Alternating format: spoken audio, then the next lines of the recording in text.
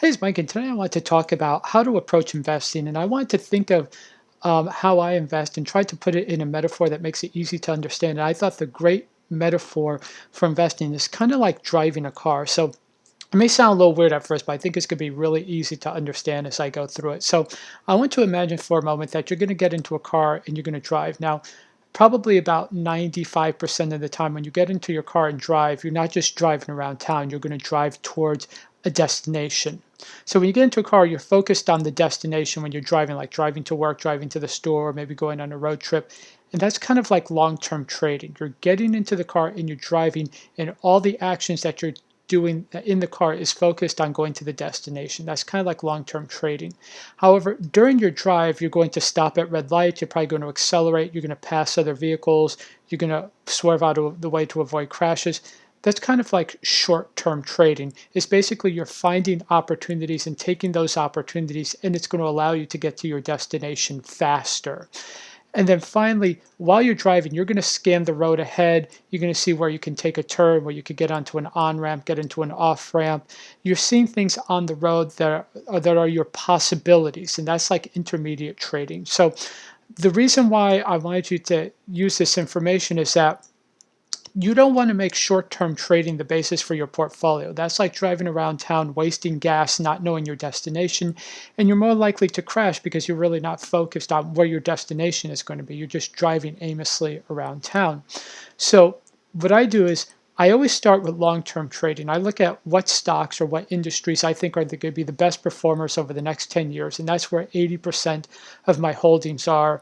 I've talked about 3D printing, Bitcoin mining, electric vehicles. These are all industries that I think 10 years from now will be the best performers. So I just put my stocks in there, and if the stocks in those industries go down, I find those as opportunities to lower my average cost and get into those. And that's sort of the core of my investing.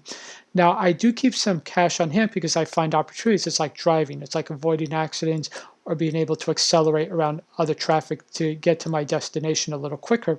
So 10% of my holdings goes into intermediate trades of 1 to 3 months, and this is based on seasonality.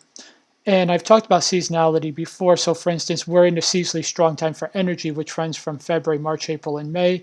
So, I'm into the XLE, the energy ETF, and oil USO, and I'm going to stay in those trades until the end of May. And that's sort of my intermediate trade. And I just usually go into those pretty mechanically. Sometimes they're profitable, sometimes they're not, but it allows me to get a little more extra cash. And then finally, there's short-term opportunities for the last 10%. And this is if you see a stock or an ETF or even the S&P 500 hit a 52-week high, there's usually a spurt of buying after that. So you could get in using an index ETF or using options like an option spread trade. You can also buy the dip. Usually, if let's say if the S&P 500 is above its 50-day moving average, but it falls down 5%, you buy the dip, hold that trade for 5 to 10 days, and then you get out with a profit, hopefully a profit. Or if you want to short, you can short a death cross. That's when the 50-day moving average crosses below the 200-day moving average on an index, a sector, or an individual stock if you're feeling a little brave. And you just stay in these trades for 5 to 10 days. And the purpose of the intermediate and the short-term trades is to take the profits from those and put them into your long-term trades so you can average down and be able to build your long-term positions. So that's kind of like driving a car where the short-term and intermediate-term trading is serving the long-term trades. It's kind of like driving a car. It's like the turns you make, the accelerations, the stops you make during your drive, that's serving the purpose of getting to your destination safely and faster. So I thought that's a pretty good metaphor. People ask, well, how do you trade? The big mistake that a lot of new traders make is they try to find these systems where they try to just do nothing but short-term trades and try to use 1,000 short-term trades to become very rich.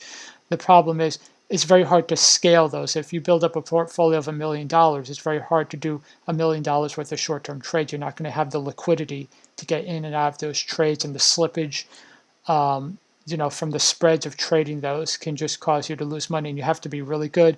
And if the trends turn against you, you could lose money. So just like I said, my approach, like I said, 80% in my long-term trades, 10% intermediate, 10% short-term, and the profits from the short-term and intermediate-term trades go into building positions in my long-term trades. And that's how I approach investing, is a lot like driving. So I hope that's useful, especially if like you're a new investor or just trying to find some guidance on how to invest. I think using the metaphor of investing is like driving a car, I think will be really helpful. So I hope you enjoyed this video. If you did, be sure to leave a like and go ahead and subscribe and turn on notifications. I do multiple daily updates on stocks, stock trading strategies, and market updates. Thanks a lot. Bye.